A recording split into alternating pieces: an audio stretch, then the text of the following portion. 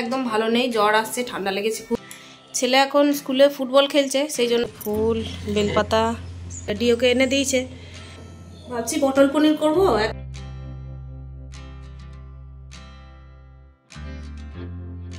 Hello everyone, welcome to a new blog. তো চোখ মুখ দেখে বুঝতে পারছো শরীর কিন্তু একদম ভালো নেই, জ্বর আসছে, ঠান্ডা লেগেছে খুব।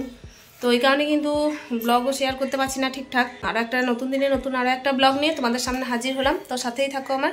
ফুল টুল তুলে সমস্ত কিছু জোগাড় করে নিয়েছি, পুজো দেবো, স্নানও সেরে নিয়েছি।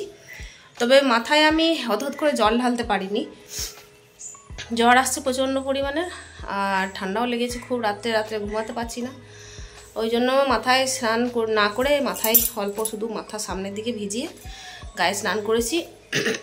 আর একা ঘর, বুঝতেই পারছো, কিছু তো করার নেই। তো চলো রান্নাও বসাতে হবে, আর এদিকে পুজোও দিতে হবে। দেখো পুজোটাও দিয়ে ফেলি তাহলে তাড়াতাড়ি। ছেলে ফুটবল খেলছে মাঠে, মানে মাঠে বলতে স্কুলে আর কি। ছেলে এখন স্কুলে ফুটবল খেলছে, সেই জন্য ওর পায়ে হাতে গোটায় যন্ত্রণা করছে চারিদিকে। তো আমি আজকে মানা করছিলাম ফুটবল খেলতে হবে না, কিন্তু ও খেলবেই, স্কুলে ম্যাচ আছে। তো তুমি কি করছো? গানের লেখা?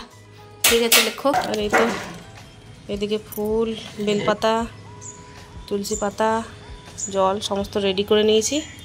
চলো পুজো দেওয়া যাক। ফুল টুল তুলে সকাল সকাল দেখো পুজোটা দিয়ে ফেলেছি। তবে শরীরটা আমার 2 দিন যাবৎ প্রচণ্ড পরিমাণের খারাপ ছিল, আর ওই কারণেই কিন্তু ব্লগও ভালোভাবে শেয়ার করতে পারিনি। জ্বর, মাথা ব্যথা সমস্ত কিছু নিয়েই কিন্তু আজকের ব্লগটা। তার সঙ্গে কী বলো তো, ঘরের তো ব্যস্ততা আছেই, কোনোভাবেই তো কোনো রকম ছুটি নেওয়া যেতে পারে না। আর সংসারের কাজবাজ থেকে ছুটি নিলে হবেই বা কী করে, তাই না? এই জার্সিটা হবে না বলছে, এই জার্সিটা ওর ডিওকে এনে দিয়েছে, কিন্তু ওর সাদা চাই বলছে। এটা যদিও আগের জার্সি, যাই হোক আবার সাদা একটা কিনতে হবে। এখন আজকের দিনটা এটা পরে প্র্যাকটিস করে নাও, তারপর দেখছি। ঠিক আছে, ঠিক আছে। পনির আছে, কাল রাত্রে এনে রেখেছি। এই যে পনিরটা আজকে করবো ভাবছি পটল পনির করব একবার করে, ভাবছি যে আলু দিয়ে করব, দেখা যাক। ছেলের জন্য লুচি হয়ে গেছে, ওদিকে ভাতটা ফুটিয়ে রেখেছি আর ডালটা সিদ্ধ করে রেখেছি। তো আজকে পনিরের তরকারি, ডাল আর শাক আছে, দেখি করবো কিনা। ওলও আছে, কি করব বুঝতে পারছি না, ঠান্ডা লেগেছে, কিছু খেতেও ভালো লাগছে না। তো এখন পনিরের তরকারিটা তো করবোই। ছেলে বললো যে আজকে পনিরটাই করো। আমাদের গৃহিণীদের জীবনে আর যাই হয়ে যাক না কেন, অন্তত সংসারে কাজবাজ থেকে ছুটি নেই। বিশেষ করে যারা দেখবে বাচ্চার মা আর যাদের হাজবেন্ড বাইরে থাকে, তাদের তো আর কিছু বলতেই হবে না, মানে ওই আর 5টা দিনের সমানই বলতে পারো। তবে রান্না বান্না আজকে শর্টকাটেই সারবো। এই যে আজকে দেখো সব রকম সবজি মিশিয়ে ভাবছি পনিরের তরকারিটা করে দেবো, আর একটুখানি ডাল করব। যদি খাওয়ার টাইমে পটল ভাজা কিংবা পাঁপড় ভাজা করা হয় তো করব। আর আজকে এমনিতেও কিন্তু পটল রাখা আছে, তো ভাবলাম পটল পনির করে দিই। তো তখন দেখলাম আরও কিছু সবজি আছে, তো সেগুলো মিশিয়ে না হয় করে দেওয়া যাবে। আসলে কি বলো তো, সবজি খাওয়া তো দরকার, তবে আলাদাভাবে সবজি করার মতো আজকে শরীরে ক্ষমতা নেই। ওই যে বললাম, সংসারের কাজ থেকে কোনোভাবেই ছুটি নেই। যতই কিনা দেখো শরীর অসুস্থ হোক আর যাই হোক না কেন, আমাদের গৃহিণীদের জন্য অন্য কোনোভাবে কিন্তু শারীরিক অসুস্থতার জন্য কোনো রকমের কোনো ছুটি বা কোনো রেস্টের কথা লেখা নেই, আর থাকবেও না, জীবনেও থাকবে না মনে হয়। যাই হোক না কেন, আমার সংসারে তো নেই, আর বাকি 5 জনের সংসারের কথা আমি বলতে পারছি না। তো চলো, এই তো দেখতেই পাচ্ছ পনিরটা আমি কেটে নিচ্ছি, আর ওইদিকে কিন্তু ভাতটা ডালটা আমি অলরেডি করে ফেলেছি।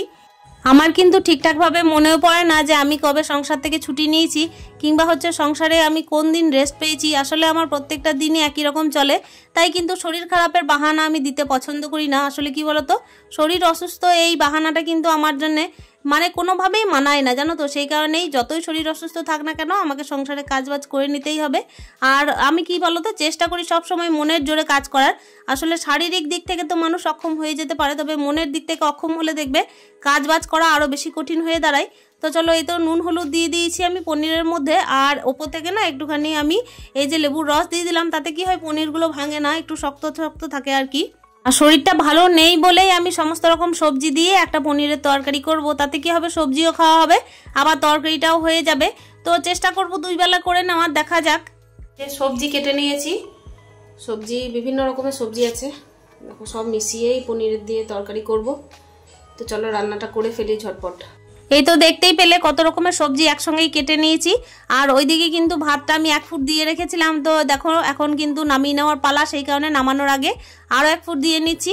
আর এই যে পনিরগুলো ভেঙে যাবে সেই কারণেই কিন্তু এখন আর উল্টাচ্ছি না, এটা হতে থাক। তলা দিকে একটুখানি যখন দেখবো ভাজা ভাজা হয়ে গেছে তখন একবার কিন্তু উল্টিয়ে দিয়েই নামিয়ে দেবো, আর কিন্তু বেশি ভাজা ভাজা করবো না। আসলে কি বলো তো, আঁচটা বাড়িয়ে রেখেছিলাম সেই কারণে কিন্তু মনে হচ্ছে যে খড়ে গেছে, তবে না, পনিরগুলো কিন্তু বেশ শক্ত শক্তভাবেই ভাজা হয়েছিল, বেশ ঠিকঠাক ছিল, স্পঞ্জিও হয়েছিল। আর এই তরকারিটা দিয়েই কিন্তু আমি ছেলেকে লুচি দিয়ে দেবো। আসলে সকালে তোমরা দেখলেই যে লুচিটা আমি কিন্তু বানিয়ে নিয়েছি, এই পনিরের তরকারিটা বানিয়ে নিলেই কিন্তু আমি ছেলেকে এটা দিয়েই একেবারে টিফিন প্যাক করে দেবো। আর তার সঙ্গে ফল আছে তো ফল কেটে দেবো। তো চলো দেখা যাক কিভাবে কি করা যায়। আসলে কি বলো তো, ছেলের চলছে স্কুলে ফুটবল, আর খাবার দাবারের দিকে কিন্তু একটুখানি খেয়াল রাখতে হচ্ছে। ছোটাছুটি করলে তো বাচ্চাদের খিদেটা আরও বেশি পায়, তাই না? সেই কারণে চেষ্টা করছি যে 2 টাইমে টিফিনটা দেওয়ার। আসলে 1 টাইমে যেন ফল খেতে পারে, আর 1 টাইমে এই যে ভারী কিছু একটা টিফিন আর কি। তো আমার ছেলে কি বলতো রুটি খায় না, সেই কারণে আমাকে এদিকে কি বলতো পরোটা কিংবা লুচি করে দিতে হয়। আর যদি কখনো রুটি আর মুড়ি করে দিই না, তাহলে কিন্তু ও একেবারে না খেয়ে চলে আসবে। তাতে কি হবে যে খাবার দাবারের দিক থেকে তো একেবারে অভুক্ত থাকবে, আর তার সঙ্গে আমার মনটাও ভালো লাগবে না। তো চলো চটজলদি কিন্তু এই তরকারিটা করে ফেলি, কেন কি ঘড়ির কাঁটা কিন্তু বাঁধন ছেড়ে দেবে, আর আমাকে কিন্তু একদম দৌড় দিতে হবে সব কিছুর জন্য। তো সকাল থেকে এমনিতে প্রত্যেক দিনই দৌড় দিতে হয়, আর আমি যদি শুয়ে পড়ি অসুস্থ শরীর নিয়ে, তাহলে কিন্তু ছেলের স্কুল হবে না, কিচ্ছু হবে না। আর কয়দিনই বা শুয়ে থাকা যায়, তাই না? এমনিতে কিন্তু একদিন যদিও বা কামাই করি, প্রত্যেক দিন তো সেটা সম্ভব নয়। তো চলো এটাতে জল দিয়ে দিই, আর তারপর কিন্তু ছেলেকে খাওয়া দাওয়া করিয়ে দিই। এই যে ছেলেকে টিফিনটা ভরে তারপর ওকে খাওয়া দাওয়া করে স্কুলে পাঠিয়ে দিয়েছি। আমিও কিন্তু লুচি আর একটুখানি তরকারি খেয়ে নিয়েছি। তবে আমি কিন্তু একদম দেরি করে ভাত খাবো না। আসলে কি বলতো, ঠান্ডা লেগে গেলে আরও বেশি মুশকিল। ঠান্ডা ঠান্ডা ভাত না খেয়ে চেষ্টা করব গরম খাওয়া। ছেলেকে খাইয়ে দিয়ে স্কুলে পাঠিয়ে দিলাম, আর আমি অল্প ভাত খেয়ে নিলাম। পনিরের তরকারি আর লুচি দিয়ে ওকে টিফিনটা দিলাম। আর 1 বোতল শরবত ওকে করে দিয়েছি, ও ফুটবল খেলছে তো লেবু চিনি লবণ দিয়ে শরবত করে দিয়েছি।